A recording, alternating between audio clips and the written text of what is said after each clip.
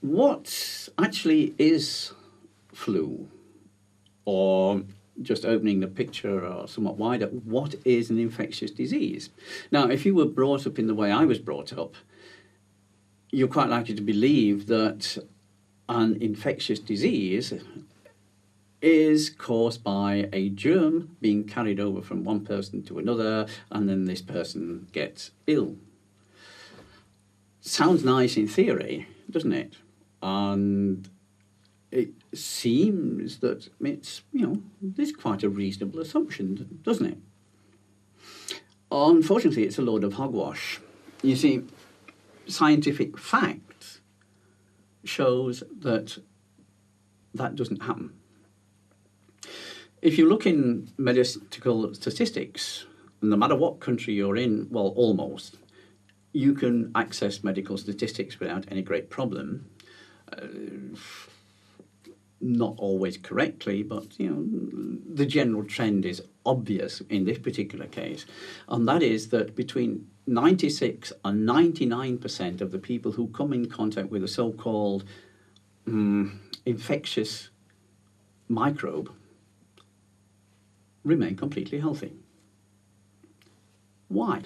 Well, if we turn to the work of Professor Bruce Lipton, who's one of the world's leading cell biologists, and I quote him here, or I paraphrase him, that in order for any sort of microbe to spread itself within the human body, the human immune system has first got to be switched off. If the immune system is fully functional, it just does not happen. It cannot happen. Because that's what the immune system is there for, to stop exactly that happening. And it is 100% effective. How do we know this? Really simple. Humanity has survived for many millions of years with all these microbes. The immune system neutralizes them immediately, mostly so quickly that we never notice it. An immune system is effective against all and any microbes. There is no germ which can conquer an intact human immune system. It's a physical impossibility. Now, what switches the immune system off? Well, the most common cause is stress. You see, stress is a condition in which the human body will naturally excrete cortisol. You know the synthetic form, cortisone, very, very well, but it's just a synthetic human cortisol, the natural stress hormone. And what this hormone does, it concentrates the available energy in the muscles to prepare the body to fight or to flee. In order to do this, it diverts energy away from the digestive system and the immune system and one or two other systems. And in that short time, those systems are not active. Normally, it doesn't matter, because normally stress has a very short duration. And so as soon as the cortisol production has stopped, the immune system switches itself back on, the digestive system switches itself back on, everything is picobello. However, you subject someone to constant stress, and you can do this through poverty, you can do this through malnutrition, you can do this through fast foods, you can do this through particular types of television, etc., etc., etc. The most common way of which it's done in the first world is through financial stress. And there's an antidote to that. It's called the biology of power. Another video which you can see later.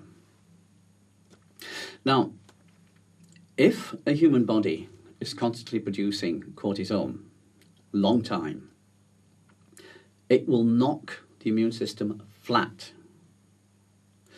And any sort of bacteria or virus can then invade and start spreading itself wildly. For that situation to be reached, it needs very, very long-term stress. And this is exactly what AIDS is.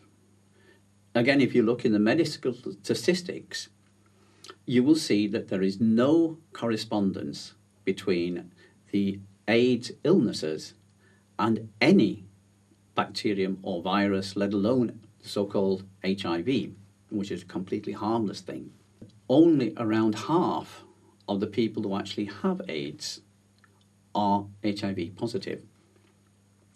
It's more than a quarter of a century since Dr. Bergold at Columbia State University showed that the only thing which AIDS patients have in common is very high levels of cortisol, constant cortisol production, day and night. They are producing cortisol, and that is what knocks the immune system flat, and then they're open to any sort of infection. Again, he showed, and I can do nothing other than confirm this with all my patients, you treat AIDS as extreme stress, remove the stress, get the immune system back up, and the illness disappears. It's that simple. However, you don't need to knock the entire immune system flat in order for a particular invader to spread itself about. For a flu virus to spread itself, you need stress, but in the form of constant fear. Super dangerous, what do we call it? Swine flu, yes. It used to be called swine pest. It's something that humanity's been living with for several thousand years, and it's never bothered us up till now, and it isn't bothering us now either. But there's been a tremendous effort put into a press program to convince us that it is super dangerous and we need to have this vaccine. Now, what's in this vaccine? In this vaccine are the things which add so much stress to the human system that it will knock the immune system flat. That's what the vaccine was actually for, as preparation for the super flu, which is a genetically modified flu virus which would be capable of invading the body of any human whose immune system be knocked flat by the vaccine. Fortunately, the majority of people in Europe, I'm not quite sure of the figures in North America at the moment, but the majority of people in Europe have decided to ignore the vaccine. Really good news. However, what I want to do right now is to give you an antidote to flu in general. And this will even work for the super flu. And it comes partially from the traditional Chinese medicine. It's also, you'll find it in the old Celtic medicine, which is not that easy to find nowadays, but it is there. And it's a very, very simple technique. And it's about this part of your body, called the solar plexus. Just find the lower point of your breastbone, and about a hand size around there, and right through your body. That's the solar plexus. Now, what I want you to do is to just close your eyes and just let yourself breathe out and sink into this part of your body. And as you sink in there, just feel there, and then smile. That's all you're going to do. You're going to smile here. Now, you'll probably notice very, very quickly that this has some very pleasant effects. Not only does it relax this area, you'll find that the kidneys and your adrenals, and the adrenals sit on top of the kidneys, get warm and they relax. And the kidneys sit here, not here, they're here. And that stops the production of cortisol, which means that your immune system goes, whoop, I'm ready. End of superflu for you. So teach all your friends and family, and let it be the end of superflu for them as well. Thank you.